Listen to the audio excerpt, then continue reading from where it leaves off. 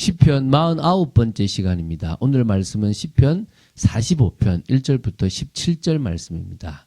1절, 2절을 합독하고 시편 45편 전체를 보도록 하겠습니다. 그러면 시편 45편 1절, 2절을 이 시간 합독하도록 하겠습니다. 내 마음이 좋은 말로 왕을 위하여 지은 것을 말하리니 내 혀는 글솜씨가 뛰어난 서기관의 붓끝과 같도다. 왕은 사람들보다 아름다워 은혜를 입술에 머금이니 그러므로 하나님이 왕에게 영원히 복을 주시도다. 아멘. 자, 시편 45편은 갑자기 왕에 대한 노래죠. 그래서 이게 왕의 축혼가로 불리는 제왕시입니다. 이 시편에는 제왕시가 있거든요. 왕을 높입니다. 그래서 또 여기는 표제어에 사랑의 노래라는 그런 표제가 있습니다. 그래서 시편의 아가라고 이렇게 이 시가 불려집니다. 아가서와 좀 유사한 부분이 좀 많다고 보죠. 아가서가 이스라엘 왕이었던 솔로몬과 술람미 여인 간의 사랑을 노래하고 있는데요. 이 시 역시 이스라엘의 왕에 결혼할 즈음에 왕과 그의 신부의 관계에 대한 내용이 줄을 이루고 있다고 보시면 됩니다. 근데 또 차이점도 있어요. 아가서가 솔로몬 왕과 술람미 여인의 만남, 결혼, 갈등, 또 사랑의 이 성숙의 과정을 이렇게 다 보여주고 있다면 이 시편 45편은 왕의 결혼에만 딱 초점이 맞춰져 있다고 보시면 됩니다. 그리고 또 아가서가 그 책의 주인공인 솔로몬과 술람미 여인 간의 직접적인 사랑의 노래라고 본다면 본시는 시인이 왕의 결혼식 즈음에요 그 감흥에 젖어서 왕의 결혼을 축하하며 부른 노래라는, 그러니까 직접적이냐 간접적이냐 이 차이가 있는 거죠. 자, 이 본시의 배경은 사실은 이 왕의 결혼식인데 누구의 왕의 결혼식인지는 사실은 명확하게 알 수 없습니다. 그러나 많은 학자들이 솔로몬 왕과 애굽 바로의 딸이지 않겠나라고 추정을 합니다. 뭐 그거는 학자들의 추정이니까 정확하게는 잘 모르겠고요. 근데 이 본시는 1차적으로 앞에서 언급한 것처럼 왕의 결혼을 축하하는 제왕시입니다. 그러나 이 아가서가 1차적으로 솔로몬과 술람미 여인 간의 사랑의 노래지만 궁극적으로는 메시아이신 신랑 예수 그리스도와 신부이신 교회 간의 사랑을 노래하는 그것 때문에 그 성경에 들어가 있는 것처럼 이 본시 역시 왕의 결혼을 노래한 것이 1차적이지만 결국 궁극적으로는 만왕의 왕이신 예수 그리스도와 그의 신부인 교회 또 성도들 간의 이 성스럽고 완전한 영적 결합, 다시 말하면 천국 혼인잔치를 노래하는 그런 시입니다. 그래서 이것도 역시 제왕시를 어떻게 보냐면 메시아 예언시로 보시면 됩니다. 그게 또 히브리서 이 1장 8절 9절에 보면 이 본시의 6절과 7절을 이렇게 인용했던 부분이 사실 있어요. 그런 의미에서 이 시를 갖다가 메시아 예언시로 보시면 됩니다. 히브리서 1장은 천사보다도 더 뛰어난 예수 그리스도에 대해서 설명하고 있는 부분들이 있거든요. 그래서 그런 부분에서 6절 7절에 나오는 부분을 이 히브리서 1장 8절 9절에 인용했다라고 봐서 메시아 예언시로 보는 것이 합당한 거죠. 자, 시편 45편의 내용을 좀 구체적으로 살펴보겠습니다. 세 부분으로 좀 나눌 수 있습니다. 첫 번째가 1절부터 7절입니다. 결혼식을 위하여 나선 왕의 위엄과 영화를 찬양하면서 그것을 통하여 하나님이 다스리시는 왕국, 이스라엘의 왕의 통치 원리를 지금 상기시키고 있는 부분입니다. 그 통치 원리는 진리, 온유, 그리고 공의에 근거한 절대 신분주의적인 그런 통치 원리라는 것을 지금 설명하고 있는 건데요.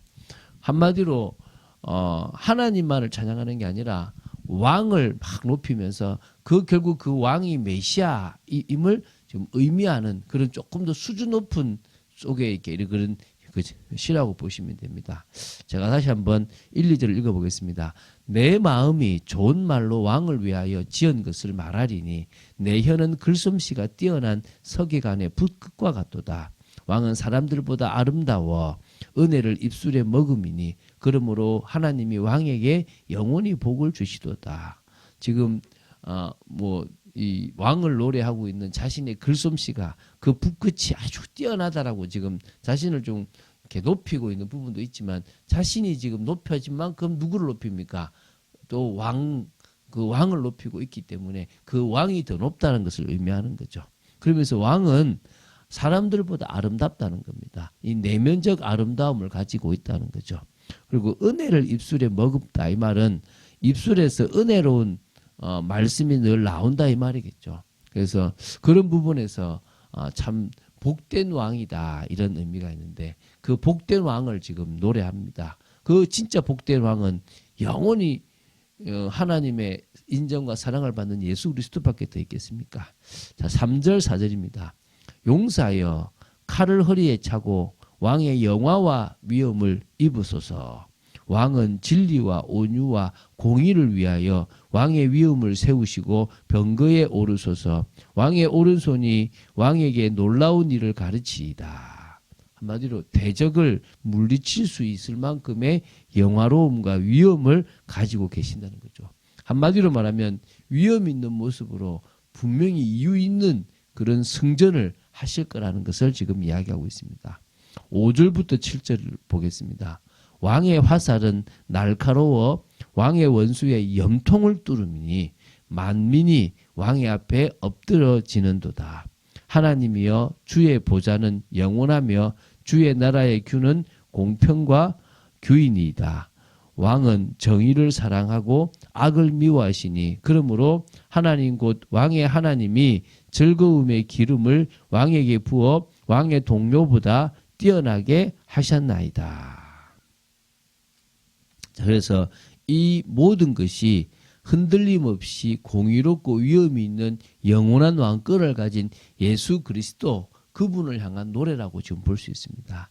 특히 이제 이 7절에 대한 부분들이 지금 이게 그 뒤에 나오는데 히브리서 이제 1장에 나오는데 뭡니까? 1장 9절에 나오는데 이 7절은 그리스도에 대한 예언으로 보고 왕을 만왕의 왕이신 그리스도로 이 동료를 천사 다시 보면 이제 그 동료보다 뛰어난 존재로 지금 인식하고 있습니다. 그래서 그리스도께서 천사보다 더 우월하시고 우주적 통치권을 갖고 계신 그런 메시아라는 부분에서 강조하고 있는 거죠. 자, 그래서 이 지금 시편 45편은 결국은 앞으로 오실 메시아가 정말 대단한 분이심을 지금 고백하고 있는 겁니다. 8절부터 15절이 이제 두 번째 단락인데요. 결혼식에 참석한 왕과 왕후의 아름다움에 대해서 노래함과 동시에 신부를 향하여 왕을 사랑하며 그의 뜻에 순복할 것을 권고하고 왕에게로 인도되는 신부의 아름다운 행렬에 대하여 묘사하고 있습니다. 결국 누구를 말합니까? 구원받은 성도들, 그리스도의 신부가 될 저희들에 대한 어떤 권면이고 또 뭡니까? 아름다운 노래를 아름답다고 하는 거죠. 왕의 모든 옷은 모략과 침향과 육개의 향기가 있으니 상하궁에서 나오는 현악은 왕을 즐겁게 하도다. 왕이 가까이 하는 여인들 중에는 왕들의 딸이 있으니 왕후는 오빌의 금으로 꾸미고 왕의 오른쪽에 서도다. 딸이여 듣고 보고 귀를 기울일지어다. 내 백성과 내 아버지의 집을 잊어버릴지어다. 그리하면 왕이 내 아름다움을 사모할지라. 그는 내 주인이시니 너는 그를 경배할지어다. 왕의 신부에게 지금 조언을 합니다. 신부에게 이렇게 이런 그러니까 중요한 것을 잊어버리라고 하는 것, 그러니까 앞에 것을 잊어버리라고 하는 것은 왕과 그녀 사이에 벌어지게 할 수 있는 모든 인간관계를 다 파고 오직 신랑 되는 왕의 새롭고 풍성한 사랑만 바라보라는 겁니다. 다른 거 바라보지 말아야겠죠. 그래서 왕은 그녀를 아름답게 여기고 사랑하게 될 것이기 때문에 왕만 바라보라는 거죠. 우리도 예수 믿으면서 세상 것 이것저것 바라보면 결국 자꾸 넘어지고 자꾸 그리스도와의 관계에서 무너집니다. 그래서 주님이 진짜 여러분을 사랑하시는 그것을 보고 싶다면 빨리 여러분이 세상적인 것 다 벗어버리고 왕만을 그리스도만을 바라보는 여러분 되시길 바랍니다. 그래서 이제 두로에 따른 예물을 드리고 백성 중 부한 자도 내 얼굴 보기를 원하리로다. 세상에 많은 사람들이 사실 그리스도를 앙망하는 겁니다. 바라보기를 원하죠. 근데 바라볼 수가 없어요. 왜? 택한 자만 신부만 바라볼 수 있는 겁니다. 13절부터 15절. 왕에 따른 궁중에서 모든 영화를 누리니 그의 옷은 금으로 수놓았도다. 수놓은 옷을 입은 그는 왕께로 인도함을 받으며 시종하는 친구 처녀들도 왕께로 이끌려 갈 것이라. 그들은 기쁨과 즐거움으로 인도함을 받고 왕궁에 들어가리로다. 그렇지 않습니까? 이제 내가 왕비가 되면 많은 시녀들과 함께 쫙 들어가지 않습니까? 이게 왕에 따른 공주를 의미하는 것이 아니라 바로 뭡니까? 왕의 신부, 왕비를 말합니다. 왕비가 누리는 영화로움에 대한 거죠. 그래서 마치 예수 그리스도를 믿는 성도가 누리는 신분, 영화로움에 대해서 지금 노래하고 있는 겁니다. 그래서 16절, 17절이 끝으로 세 번째 단락인데요. 두 사람의 결혼에 대해서 축복하고 있고요. 왕의 왕권이 그들의 아들들에 의해 영원히 계승 보존되기를 이제 축원하고 있습니다. 그래서 16절, 17절 읽어볼게요. 왕의 아들들은 왕의 조상들을 계승할 것이라.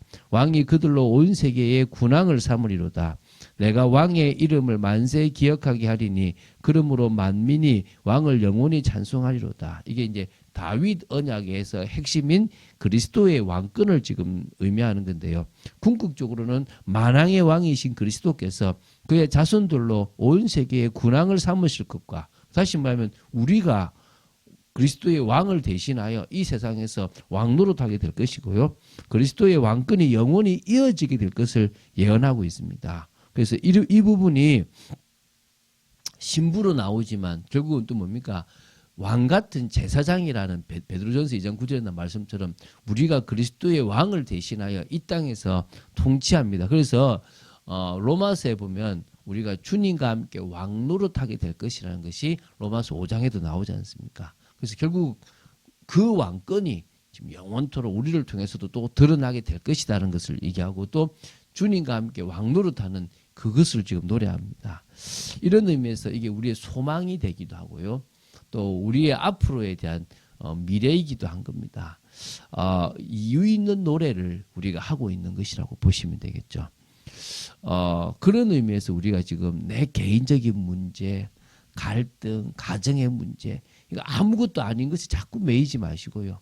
그래, 이 문제는 사단이 자꾸 나를 속이기 위한 거다. 나는 뭘 할 거다? 주님이 원하시는 걸 할 거다. 왜? 주님과 함께 나는 왕노릇할 주님의 신부이기도 하고 주님의 계승자가 되기도 한다. 그래서 내가 이 땅에서 왕같은 제사장이요 선지자 역할을 감당하는 그런 그리스도의 대사로 이 땅에 나아갈 것이다. 오늘도 믿음으로 그 축복을 누리고 이 제왕시를 노래하는 핵심적인 것이 메시아 예언시라는 사실을 기억하고 우리의 영원한 왕이신 메시아만을 높일 수 있는 저와 여러분 되기를 주 예수 그리스도 이름으로 축원드립니다.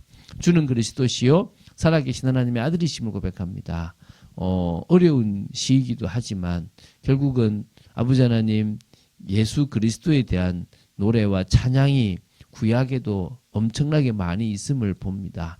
저희들이 예수 그리스도만을 바라보고 높이고 그리스도를 대신하여 왕노릇하는 축복된 인생을 이 땅에서 살아나가게 하여 주시옵시고 세상의 것에 빠지지 말고 오직 신랑에 주실 그 은혜를 사모했던 신부처럼 오늘도 우리가 주님만을 바라보는 의미 있는 저희들 되어지기를 간절히 소원합니다.